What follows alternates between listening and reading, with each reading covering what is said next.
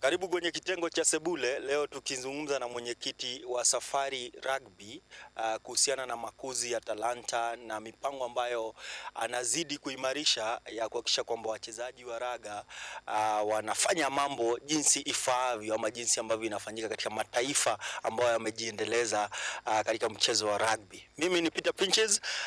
Haya mazungumzo najua ndani ya dakika za kuhesabu utakuwa unapata raha kwa sababu utakuwa unajua kuhusiana na tarehe rasmi za mashindano ya Safari Rugby ambayo yanaandaliwa katika uwanja ama eneo ya M-Pesa Foundation Academy. Alafu zaidi utakuwa unajua pia kama wewe ni mchezaji na unataka kujihusisha na mashindano haya unahitaji kufanya nini ama ni nini ambacho unahitaji kufanya ili tarehe 5 ikifika unakuwa wewe ni baadhi ya timu ama baadhi ya wachezaji ambao watakuwa nawania yale ambayo yatakuwa yanapokezwa katika haya mashindano. Karibu Jimbugwa, karibu kwenye Sebule. Sio mara ya kwanza tunapata kuzungumza na wewe, lakini nafurahi kwamba urafiki wetu umezidi, kwamba hatukufanya moja alafu kaenda.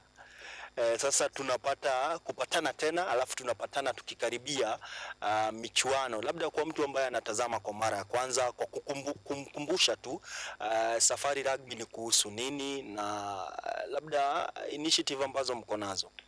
Asante sana. Yes, mimi nitatumia kizungu, lugha ya kimombo.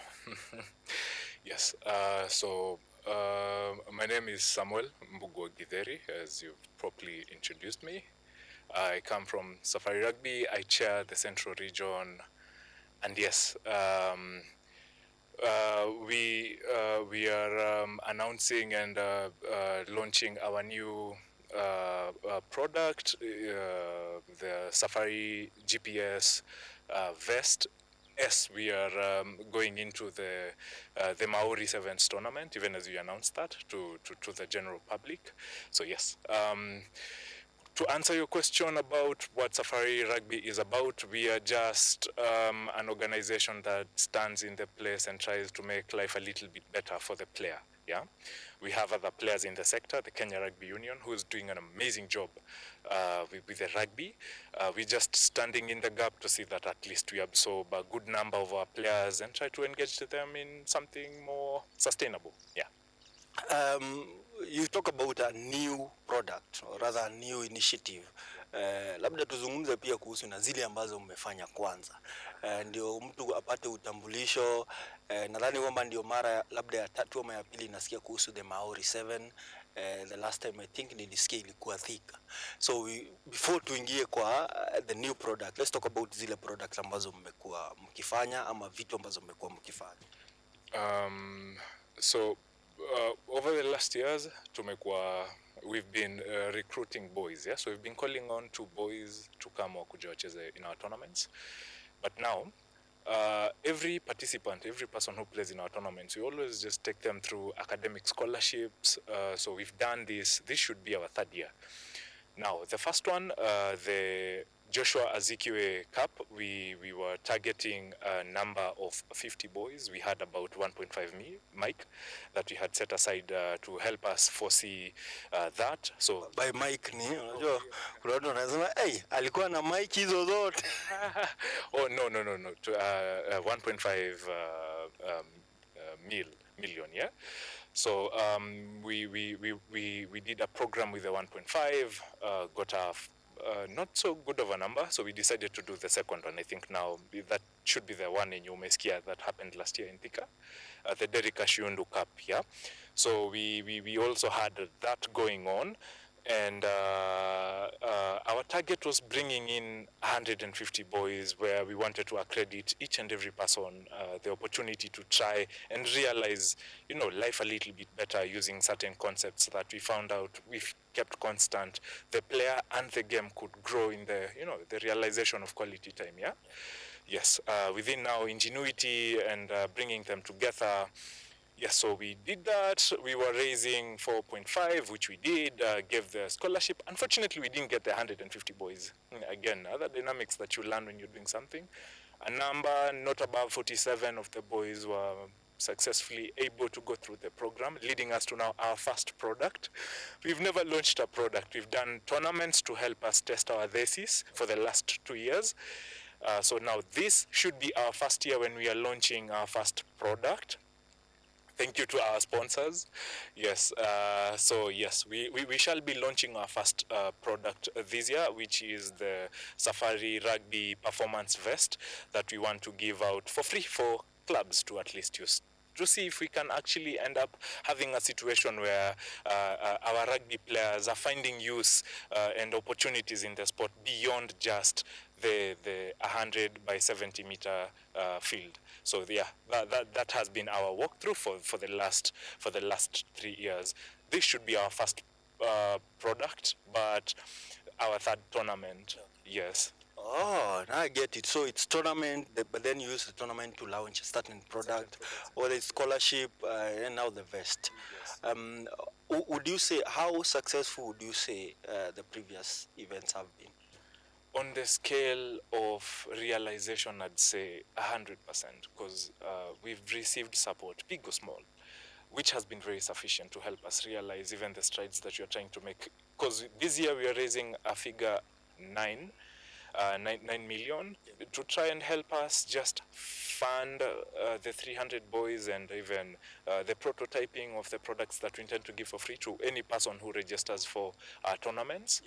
Yes, so yeah. It has been very successful, even in the scales and the sizes that we've experienced and encountered over the previous years. I'd say that the success rate has been 100% for me. You know, when I'm having this conversation with you, najiuliza, you see, it's either you are an investor, you badly love that thing, or you also badly want to change a lot of things about that thing. So for you, or for Safari Rugby, where did all this start from, and why are you guys consistent in wanting to change the life ya wachezaji? Because, okay, we are coming from a setup where it doesn't happen oftenly. Not many people take care of the player, but you guys have devoted that whatever we are going to do, we want to make sure that at the end of it all, whoever benefits the most is the main stakeholder, because the players are the main stakeholders. True. Well, personally, for me, I think it's about time we have the right kind of people in the right kind of spaces. Mambo ya kuwa na, okay, sawa, you are helping, but what are you helping? Are you helping someone else make the money? You know, are you helping somebody else do better? Yeah. Statistically speaking, we have over 5,000, plus the number is bigger in the number of transitions and the people that we end up recruiting in the sport of rugby. We are growing, yeah? But unfortunately, the players are not growing as much. The opportunities with regards to the number of clubs that you can participate in, they're not so promising. Some of them are only available in Nairobi. You know, the other one, if you want to go to Kabras, you have to think of ways that you can go and get closer to Kabras so that you can participate, which is an amazing opportunity, by the way, what they do. So yes, trying to absorb the number of casualties, because that is our biggest driver. We cannot continue having people who are right for the job, right for everything, but in all the wrong spaces, and countering all the worst, realizations of their predicaments. So we're just trying to step in and see to it that we do not have as many casualties. Yes, let us have a national sevens, unit that is supporting us. We've actually partnered with even players in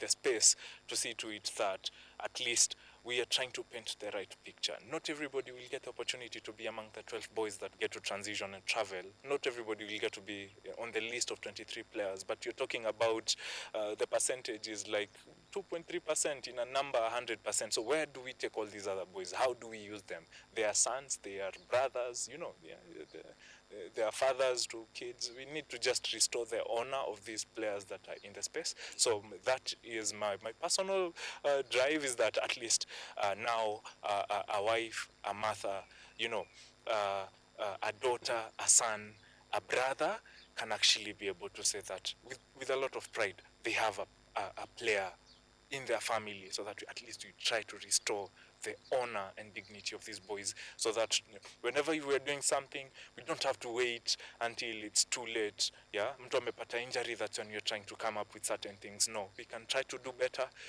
Rugby has demonstrated that it always has a pool of very intelligent and equipped demography of young, innovative people. So yes, let's bring them together with the help of Safari Rugby and our sponsors. Let us fund them. Yeah, let us realize these dreams. And even as we are launching our product, 99.9999% of that has been made by our players that go through our programs. So yes, yeah. Most of these tournaments, I don't know whether it's by default or it's something that you had planned, have been hosted around Thika. I think the last Maori Sevens, most of these have been happening around, in rugby perspective, let's call it the central region. Does it mean, what does it say? Is it that for you, maybe you have never considered it central, you think it's still in Nairobi? Because anyway, Thika is easily accessible for anyone from Nairobi, anyone from Muranga, anyone from, it can be easily accessible. Or rather, I think the other question should be, do you also plan to take it to those more rural areas, maybe let's think of Kakamega, and other, is it an initiative you're planning to, because now people might think it's only for this region? Yes. So to answer your question, we are open to go to every region. Yeah. The only thing, maybe just invite us. Tell us you want us to come. We will come. At the end of the day, what we are looking for is access to the player. Wherever the player is at, that is where we can easily access them. Now, our HQ is in Thika. So it's easier for us to test. Yes, explains a lot. And for the last 2 years, it has been like a try and error, because even the money, because we've been doing, you can notice from the amount of investment we've been doing, we started with 1.5, we did 4.5. This year we are doing 9. Next year we're going to do aboves and proceeds of even 112 M. So the idea is, Thika is closer to us. We would want to be every place, but Thika is the only closest place for us to try out this amazing, initiative. Yeah. So we are open. If anybody should feel the need to invite Safari Rugby, please feel free to reach out to us and invite us. Let's talk about now the new product. We expect probably to hit ground with it from July 5th. I know the launching is supposed to happen and everything, but where we will test it, Sani kutoka around 5th of July. Let's talk about the product, and also you can talk about the partners and people who have came on board for you to be able to realize now this new product. So yeah, the Safari Rugby performance vest, yeah. As I mentioned earlier when I was answering. You also need to be specific on the details. Kuna watu wanaweza kuwa wanaocha, yani wamelaunch vest. No. It's a performance vest. We normally use it to collect performance data from subjects of study. In this case, can be a footballer, rugby player, or any person who is a subject of interest. Yes, so that is the vest you're talking about, not the. Vest too, vest. No. It's a performance vest, a GPS performance vest. Now, the product is going to be available from the 5th to anyone who performs and participates in our tournaments for free. We are not selling the performance vest.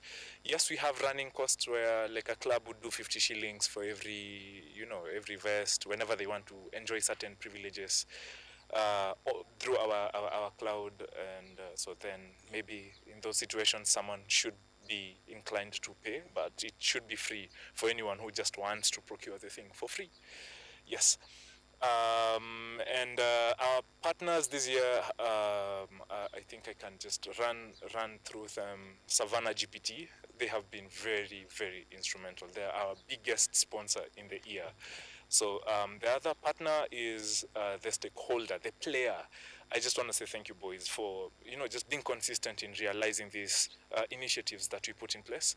because they have been the engineers that we have worked with. They are very brilliant and talented, so they have been the boys that we're working with, so they are the other, people and partners that I can really thank.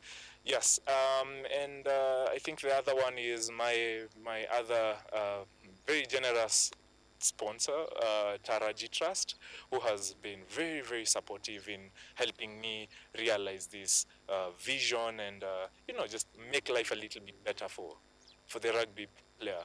Yeah. You said it's free. Yes. Can anyone get it? What do I need to do to make sure that are there any qualification for players? Or you just walk in and unasema nipe vest? So one thing, you need to be a band. By a band, you need to be a group of 12 boys, and you at least need to be a rugby club. Under the Kenya Rugby Union, even better. You're trying to figure things out. This would be an AIDA, still better. The only bare minimum is that come register to our tournaments. Come just play. Come play in our tournaments. We are going to set you up on that. Yeah, just come for the vests. The only bare minimum requirement is that you play in our tournaments, so that at least you can, invest in your club. How what's the number we are working around in terms of the vest? 12. We are doing sevens clubs for now, so we are doing 12 vests for every club that registers, and other equipment that enables the vests to be in use, like the access points that you'd want around the field, so that you can be at a position of using them. And other things. Yeah, but yeah, 12 and equipment. Yeah, it's like 12 and change. Yes. Let's say 100 clubs just Yes. register for the tournament. Yes. Are you still going to be able to provide the one? Those are 100 times 12 vest every clubs. Yes. You can be able to sustain that. If in that season, because the prerequisite is participating in our tournament. Now there is a cap. This year we're doing 16 clubs, because we only have a slot for 15 games in our tournaments. We don't do the pooling where we just do like a knockout stage game. We only have 15 games. So we are looking for 16 clubs. So yes, we can be able to provide for every club that participates in our tournament based on now the entry requirement for 100 clubs wouldn't cut it for even playing a tournament. People might be watching and say, this is a chance now. And then you find 100 clubs registered. Yeah. So you're doing 16 Yes. on the basis of first come, first served, or there are other...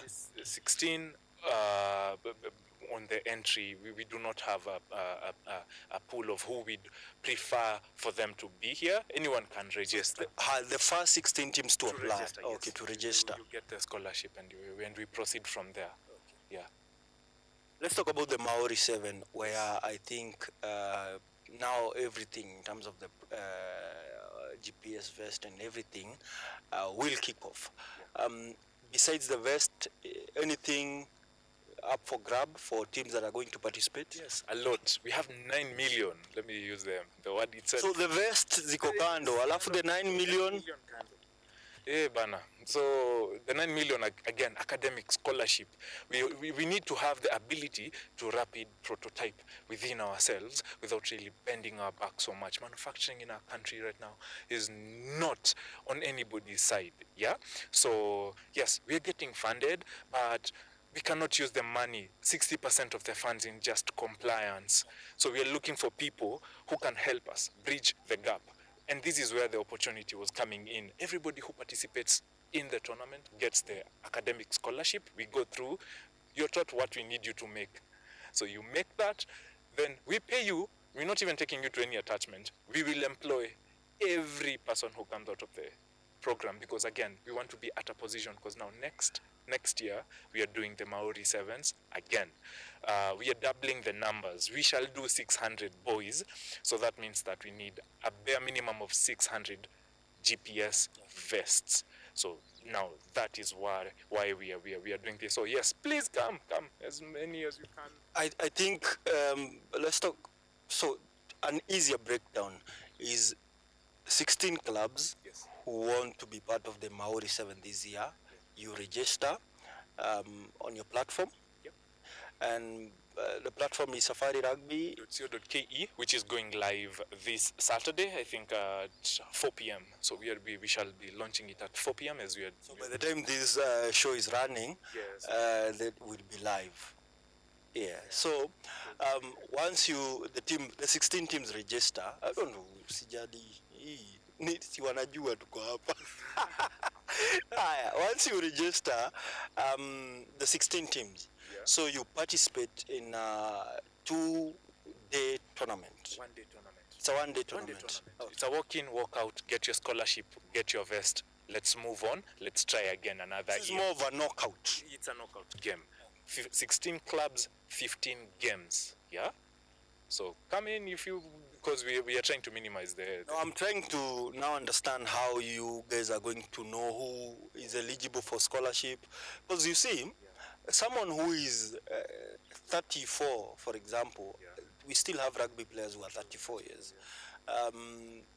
Probably in his family life, mambo ya shule alimaliza say 8 or so years ago. But he still thinks maybe this is the tournament that probably can help him maybe get something from rugby. Because I know so many players who have gotten nothing from the game. Probably the biggest thing they have gotten is networking, which you always say, as it's done now, that's the biggest thing you can get from the game. Decides to come back. Do you guys have a specific rules on who qualify for, or if just you're a good player, unataka scholarship, tunakupea? Everyone. The scholarship is for everyone who participates in our tournaments. Everyone. Yeah, that's why we are standing in the gap. Do you also, I know another challenge with scholarship is you sometimes scholarship kuna predetermined courses. Like whoever is organizing the tournament ashaamua ni scholarship ni za nini. Usikuje useme unataka kuwa veterinary, unasema hiyo hatuna. So do you guys have specific courses that people can be able to get scholarship? Ama ni anything? We do have specific scholarships that people can actually be able to use, and take. Our focus, again, as I mentioned, is empowering the sport. The most effective tool that we've realized has been of effect for us in the quality of good time is science, technology, engineering, mathematics, and sports. So those are the lines of scholarships that we are offering. Computer science, robotics, prototyping, and software engineering. Those are the only scholarships that we are giving in the program. So if somebody is looking for veterinary, I'd advise visit your nearest TVET. You might be able to get the assistance you require. Now that is out of the way, how many players get the scholarship? All the players who participate? Yes, that's why the money is there. The problem for us has not been the funding. Last year we were doing 4.5, yeah? It was not for whoever comes and wins. No, everybody gets a scholarship. Everybody gets a scholarship. Just make your way to here. You get your scholarship. Or learning is online, yeah? Self-paced. Please, just come on board, take your learning, go, and haina prerequisite.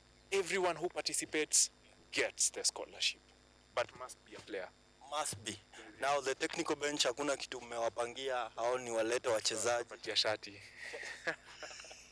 One to them. Honesty, sindio? Yes, shati na pen na maybe, yes. But maybe in the future pia mnaweza fikiria, because you might have a coach who would be interested in sports science. No, now for the coaches, remember, we are creating another avenue. Now, we want to draw them not into the same cycle as you're taking the boys. We want to draw them into finding need, because them appreciating value for data. Now, a coach, instead of naming a team based on how he feels about the player, he considers the data. Who's faster than who? Yeah. Yes, that is where we want to take the coaches. We don't want you coaches doing computer science. No, you are the coaches. You understand the game better. But now, let us avail certain things, areas of concerns that you can use to identify talent. Yeah. So that is where we are probably going to draw them so much into the appreciation of actual data collected from the efforts of improving the life of our player. Yes. As I let you go, maybe ya mwisho, talk to anyone who plans to attend the 5th of July, Maori 7. Give them the location, what they need to do to be able to access the location. Ndio pia wasikuje waseme huku tuambia kuna tickets, kumbe kuna tickets. Ticket boys.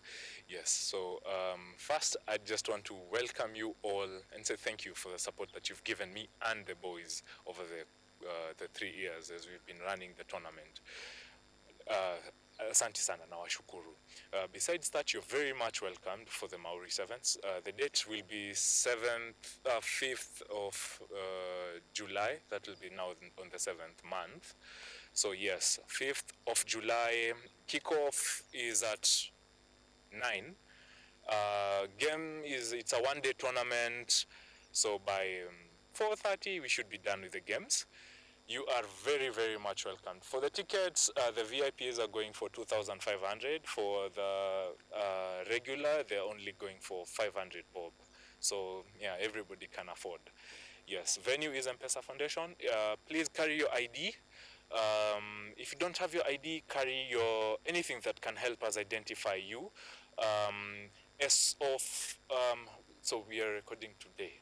So as of today at Lazima uambie identification document. Unaweza kuja na picha yake aseme identification document, a passport, an ID card, driving license, yes, anything that can, yes. We have ample parking, so come, drive in, there's enough, there'll be enough food for everyone. Mko karibu sana. There'll be food, yes. But we're buying the food, see it sasa. No, you're buying the food. You'll buy the food. You will buy the food. Next time we'll try. Yeah, we'll try to make efforts. Yeah? No, wacha watu wajilishe. Sawa. Kumesemekana mjilishe, kwa hivyo karibuni mjilishe. It's like any other tournament. It's only that you guys, your approach is different. See it, you ukuje ushinde the trophy and just go. Like you have something sustainable. Sustainable, yes. Cause maze, najua, you know 10 or 12. Actually, I'm getting out of the way. Ndio mtu asifikirie like there is something. No, it's like any other rugby tournament. It's only that these are the players after the year. Thank you. Yes, so mko karibu sana. Yes, and please do not, if you have to carry a drink, we shall help you with bags that you can put in the drink, because we have compliance and because we'll be in an academy. Yes, there are things. Drink. By drink, I mean. Drink. Alcoholic drinks. Oh. Please, if you must have one, must be very covered, very, very covered. Yes, and you'll probably encounter challenges trying to get in with the alcohol. So if you can drink it before coming in, that should do you well. You're here to have a good time, not to sell the alcohol. So if you can have fun and come in your state, there's room for everyone. Yes. So mtu anaanza kunywa akuje na pombe. Ukikuja nayo tutakwambia uifiche, kwa sababu yes, it is against our But if you can come and just enjoy the game, that's okay, because now ukiambia pia wafiche, you don't know the level of the size. Yeah. Mtu anasema mtungi nne ni ndogo kwake na Yeah. But anyway, Mbugua, thanks for your time, and hope to see you on the Maori 7 on 5th of July. I'm excited. See you there. Yeah. Asante sana. Yeah, and we shall have online tickets. So for online tickets, we have streaming. We are going to stream the game online. So we are going to have online tickets for anyone who might feel they still want to watch our boys, rumble, and tumble in the game, in the field. So yes, the tickets are going for 250, the online tickets. So asante.